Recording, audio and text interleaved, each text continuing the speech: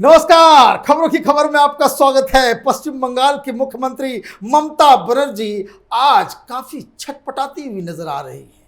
चीख रही है, चिल्ला रही हैं, यहां तक कह रही हैं कि वो बंगाल की जनता के लिए प्रधानमंत्री के पैर को भी पकड़ सकती हैं। लेकिन सवाल ये है कि अचानक से ममता बनर्जी का ये हृदय परिवर्तन क्यों हो गया। पहले तो वो कहती थी कि प्रधानमंत्री के चेहरे पे वो चांटा मारेंगी और आज वो कह रही हैं कि भाई पैर पकड़ने के लिए वो तैयार है। इस मसले को भी समझेंगे, लेकिन खबर क्या है? खबर ये है कि प्रधानमंत्री मोदी ने एक ऐसी चक्रव्यूह की रचना की है, वो भी प्रशासनिक चक्रव्यूह की, जिसमें ममता बनर्जी और उनका प्रशासन पूरी तरीके से फंस गया। दरअसल कल जो मीटिंग हुई जिसमें मुख्यमंत्री ममता बनर्जी नदारत रही, मीटिंग से नदारत रही, लेकिन ड्रामा बाकायदा जारी रहा। दरअसल यास तूफान के रिव्यू मीटिंग में प्रधानमंत्री मोदी बंगाल के लिए रिव्यू करने वाले थे। उसमें मुख्यमंत्री को भी आना था, उसमें चीफ सेक्रेटरी को भी आना था, तमाम ब्यूरोक्रेट्स को भी वहां पे आना था।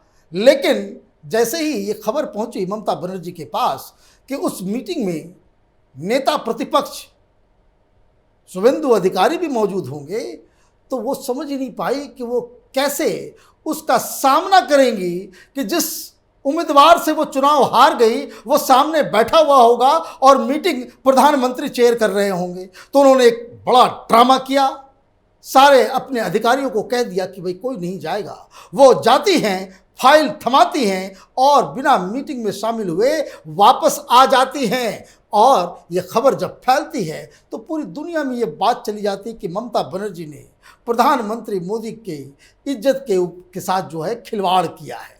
अब कल हमने खबरों की खबर में बताया था कि ममता बनर्जी राजनीति कर सकती है, कोई बात नहीं, उनको ये छूट है कि अपने प्रतिपक्ष के साथ जो है वो बाकायदा किसी तरह का ड्रामाबाजी कर ले, नौटंकी कर ले। लेकिन जिस हिसाब से बंगाल के ब्यूरोक्रेसी को ममता बनर्जी ने पॉलिटिसाइज कर दिया है वो अक्षम्य है। अगर वो मीटिंग में नहीं गई, लेकिन तमाम ब्यूरोक्रेट्स अगर उस मीटिंग में होते तब भी ये मसला कुछ और होता। चूंकि ब्यूरोक्रेट्स प्रोटोकॉल से बंधे हुए हैं तो वो जब वहां से नदारत रहे तो आज एक्शन हो गया। मोदी सरकार ने एक्शन लेते हुए जो बंगाल के चीफ सेक्रेटरी हैं अल्पन बंदोपाध्याय, उनको ये नोटिस जारी किया गया, ये आदेश दिया गया कि कल तक वो केंद्र में जो पेंशन का जो डिपार्टमेंट है उसमें वो ज्वाइन करें। बहुत कम समय दिया गया, लेकिन जैसे ये खबर आई देश में बवाल मच गया। विपक्ष के लोग आगे सामने, ये लेफ्ट लिबरल कबाल वो उछलने लग गया। ममता बनर्जी प्रेस कॉन्फ्रेंस वो चीखती चिल्लाती रही। उन्होंने कहा कि बंगाल को बदनाम करने के लिए काम किया जा रहा है, ममता बनर्जी को बेइज्जत करने के लिए काम किया जा रहा है। हम तो वहां मीटिंग में गए थे, हमने अपनी सारी डिमांड रख दी। तस्वीरें तो नहीं है, कोई सबूत भी नहीं है। वहां से जो तस्वीरें आई हैं तो जो ममता बनर्जी की चेयर है, जो चीफ सेक्रेटरी का चेयर है और तमाम ब्यूरोक्रेट्स की जो चेयर हैं दूसरे साइड में, वो तो खाली नजर आ रही। जो लोग ममता बनर्जी के साथ हैं उनको वो दिखाना चाहिए, सबूत के तौर पे इसे पेश करना चाहिए कि उस मीटिंग में ब्यूरोक्रेट शामिल हुए थे। ममता बनर्जी राजनेता हैं, मुख्यमंत्री हैं, वो वैसे भी प्रधानमंत्री के द्वारा बुलाई गई मीटिंग्स में वो नहीं जाती हैं, आज भी नहीं जाती, तो कोई दिक्कत नहीं था। लेकिन वो तो खुद गई नहीं और ब्यूरोक्रेट्स जो प्रोटोकॉल से बंधे हुए होते हैं उनको भी जाने से मना कर दिया, तो ये एक्शन लिया गया।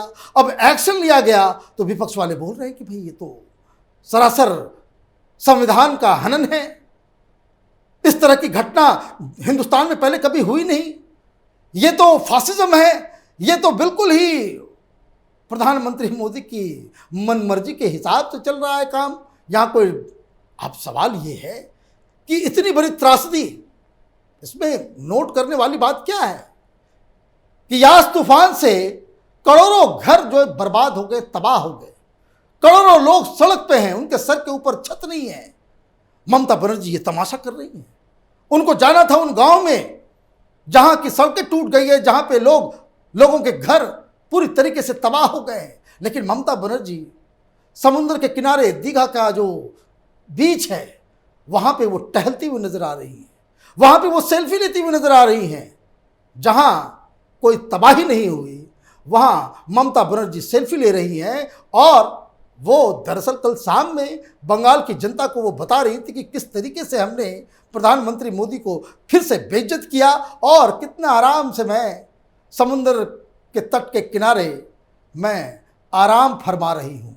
लेकिन जब ये एक्शन होता है तो अचानक से ममता बनर्जी प्रेस कॉन्फ्रेंस में वो चीखने चिल्लाने लगती हैं। वो कहती हैं कि भाई हमको तो बाकायदा बेइज्जत करने के लिए ये काम किया गया। अरे भाई, चीफ सेक्रेटरी को आपने क्यों रोका?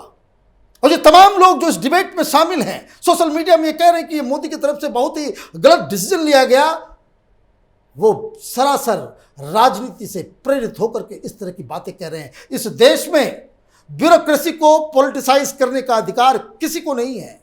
और इसकी सबसे बड़ी सबूत मैं आपको बता दूं, जो खबरें बंगाल से आ रही हैं वो ये आ रही हैं कि ये जो अल्पन बंदोपाध्याय, जो ममता बनर्जी के काफी चहेते अधिकारी हैं, वो कल इस्तीफा दे देंगे, वो तृणमूल पार्टी ज्वाइन कर लेंगे। तो ये तमाम लोग जो आज ममता बनर्जी के साथ हैं इस इशू में, सरकार को, मोदी को वो जो कटघरे में खड़े करने की कोशिश कर रहे हैं, इन सब का चेहरा बेनकाब हो जाएगा। और ये एक्शन, ये मैं आपको बता दूं, ये एक्शन पूरी तरीके से विधिवत लिया गया है।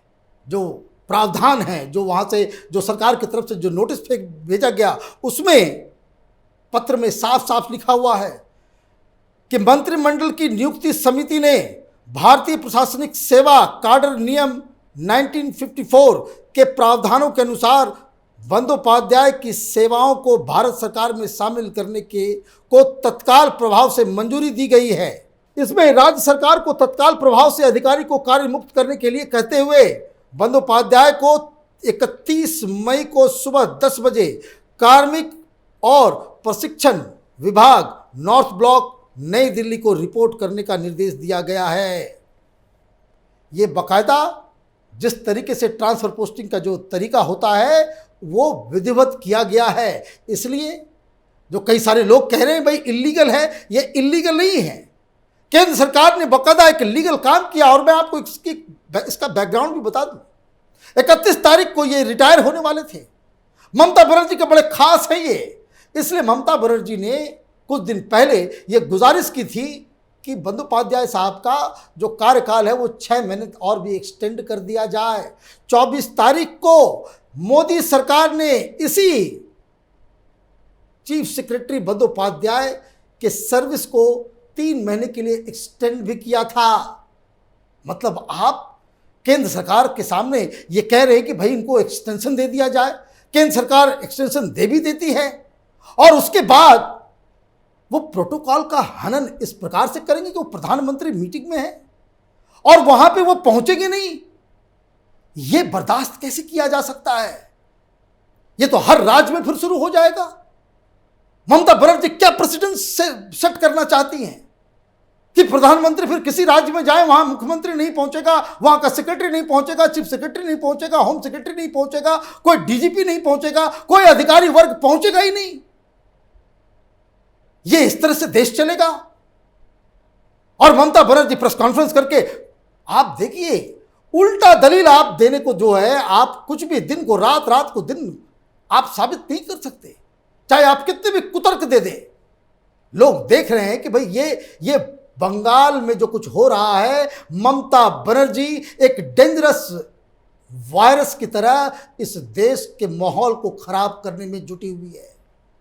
कल हमने अपने वीडियो में कहा था कि ममता बनर्जी तो राजनीति कर रही हैं, लेकिन ये जो अधिकारी वर्ग जो बाकायदा पूरी तरीके से पॉलिटिसाइज्ड हो गया है, इनको सबक सिखाने का वक्त आ गया है। और मोदी सरकार ने जो काम किया वो बिल्कुल ही उचित तरीके से किया गया है। कांग्रेस पार्टी आकर के कह रही है, कोई और नहीं, कांग्रेस पार्टी ज्ञान देने में आ गई कि भाई असंवैधानिक है, ये नहीं होना चाहिए। कांग्रेस पार्टी तो सरकार को ही गायब कर दिया करती थी। आर्टिकल 356 का मिसयूज जिस हिसाब से कांग्रेस पार्टी ने किया, चुनी हुई सरकारों को बाकायदा निरस्त करने का काम सबसे ज्यादा इस देश में अगर किसी ने किया है तो उसने कांग्रेस पार्टी को किया है। इतना ज्यादा जो कह सकते हैं कि हठ धर्मिता के साथ ये डेमोक्रेटिक इंस्टीट्यूशंस को बर्बाद करते रहे, इलेक्टेड गवर्नमेंट को गिराते रहे, इसके बाद ही तो सुप्रीम कोर्ट जागी। ये तो कांग्रेस पार्टी के कुकर्मों की वजह से सुप्रीम कोर्ट को इसमें दखल देना पड़ा और ये कहना पड़ा कि भाई ये जो है चैलेंज किया जा सकता है, इसका एप्लीकेशन इस हिसाब से नहीं हो सकता। वो कई सारे जजमेंट आ गए, कई सारी चीजें हो गई कि आर्टिकल 356 एक जो है विवादित सब्जेक्ट हो गया और इस वजह से जो वर्तमान की सरकार है उनके हाथ बंधे हुए हैं। अदरवाइज बंगाल में तो सिचुएशन बिल्कुल दिन के उजाले की तरह साफ है कि वहां पे कोई कानून नहीं है, वहां ममता बनर्जी का जंगल राज चल रहा है। और ये सारी चीजें कब हो रही है?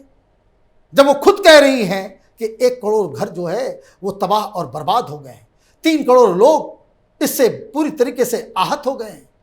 आपने थमा दिया एक बिल कि हमें 2,000 करोड़ रुपए चाहिए। बिल मांगने के लिए आप मोदी के सामने हाथ पसारेंगी और ये कहेंगे कि भाई बंगाल की जनता के लिए हम तो पैर पकड़ने के लिए तैयार हैं। बंगाल की जनता के लिए पैर पकड़ने के लिए तैयार नहीं ममता बनर्जी। ममता बनर्जी वो 2,000 करोड़ सेंट्रल से कैसे फंड आ जाए बंगाल के अंदर ताकि ये लूटपाट कर सके, इसके लिए वो पैर पकड़ने को तैयार है। यही बात बहुत ही साधारण सी है।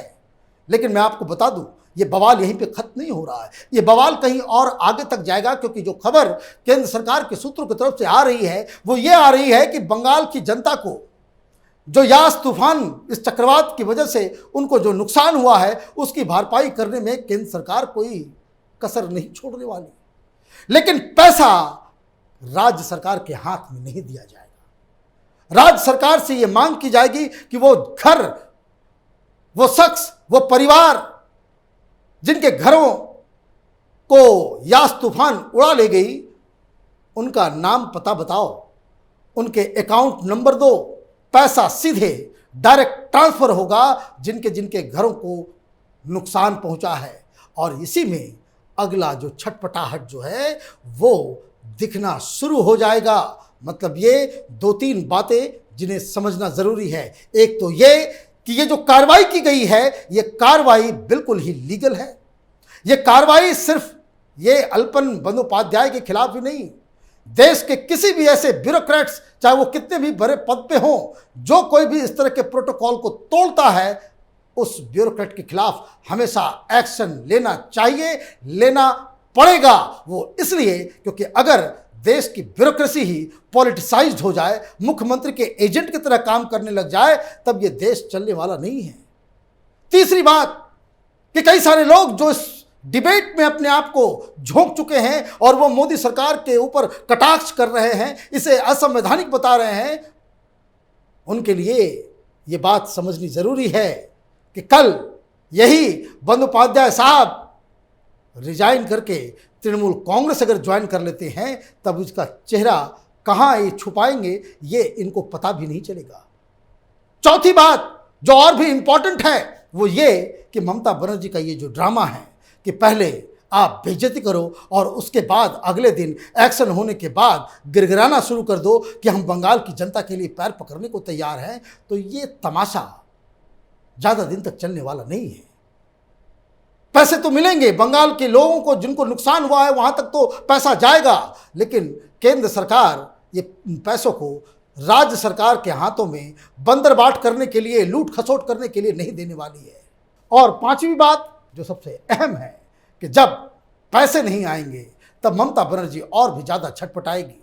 वैसे एक बात समझने और जानने के लिए कि बंगाल में लोग अब ममता बनर्जी के इस थिएट्रिक्स से, इस ड्रामेबाजी से अब उब चुके हैं।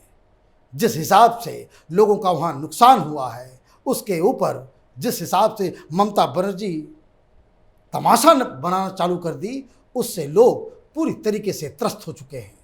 हमारी नज़र बंगाल में चल रही पॉलिटिक्स के ऊपर बनी हुई है। आप देखते रहिए कैपिटल टीवी। हमारे वीडियोस को लाइक कीजिए, शेयर कीजिए और हमारे चैनल को सब्सक्राइब कीजिए। धन्यवाद।